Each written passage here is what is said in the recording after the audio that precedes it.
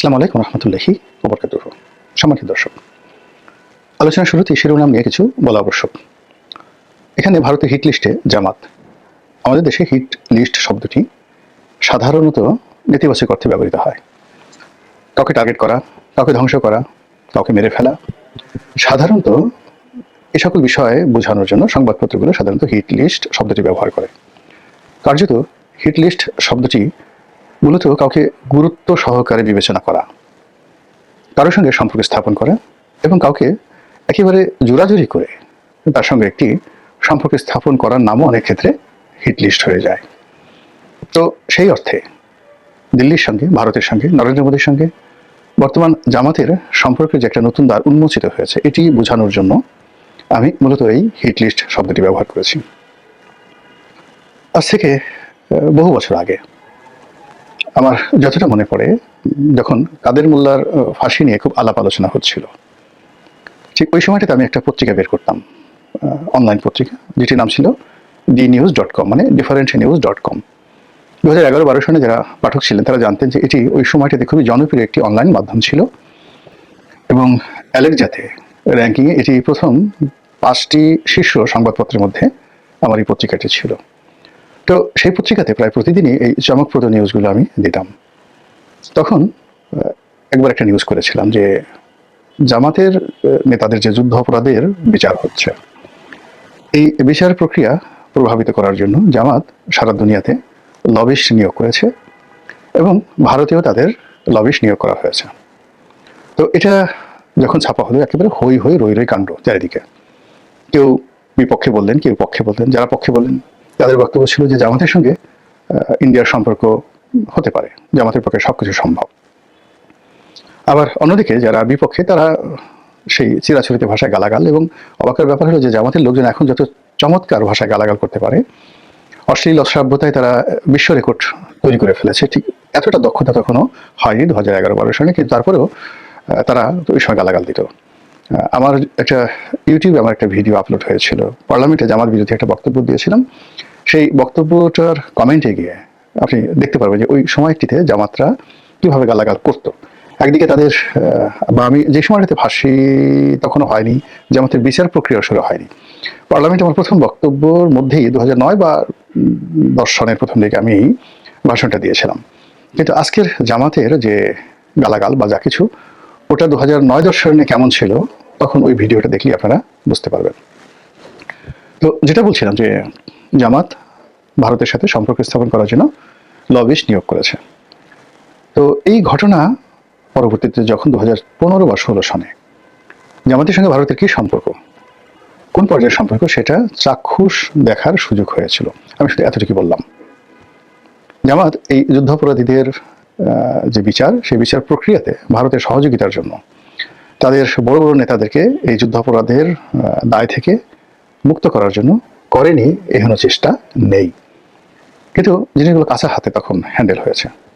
আমেরিকাতে যারা বিনিয়োগ করেছে বা ভারতে যে সমস্ত কর্তাদের সাথে জামাতের যে সকল স্তরের নেতারা দেখা সাক্ষাৎ করেছে, সেখানে পারস্পরিক যে হ্যান্ডেলিংটা ভালো মতো হয়নি। আমি এরকম একটা দুটো ঘটনা জানি যেখানে ভালো মতো হ্যান্ডেলিং হলে পরিস্থিতি ভিন্নতর হতে পারত। এনিওয়ে, তো এখন যেটা বললাম যে জামাতের রাজনীতির বাংলাদেশে প্রথম থেকেই মূলধন হলো ভারত বিরোধিতা। তো সেই ভারত বিরোধিতা করে তারা রাজনীতি করে আসছে। কিন্তু আমাদের দেশের রাজনীতির দুটো প্রকৃতি রয়েছে। আপনি যদি রাজপথে লড়াই করতে চান, সংগ্রাম করতে চান, আন্দোলন করতে চান, তাহলে জনপ্রিয়তা পাওয়ার জন্য ভারত বিরোধী বক্তব্য একেবারে মুড়ি মুরগির মতো আপনি খাওয়াতে পারবেন লোকজনকে। তারপর আমেরিকার বিরুদ্ধে আপনি বক্তব্য দিয়ে, সাম্রাজ্যবাদী বিরুদ্ধে বক্তব্য দিয়ে আপনি মাঠ গরম করতে পারবেন।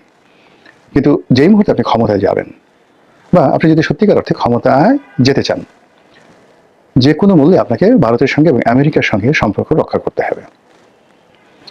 50-এর দশক থেকে, মানে দ্বিতীয় বিশ্বযুদ্ধের পরে যখন লিগ অফ নেশন বন্ধ হয়ে আবার জাতিসংঘ প্রতিষ্ঠিত হলো, তখন থেকেই পাকিস্তানের জন্য এবং পূর্ববঙ্গের জন্য আমেরিকা অপরিহার্য হয়ে পড়ল।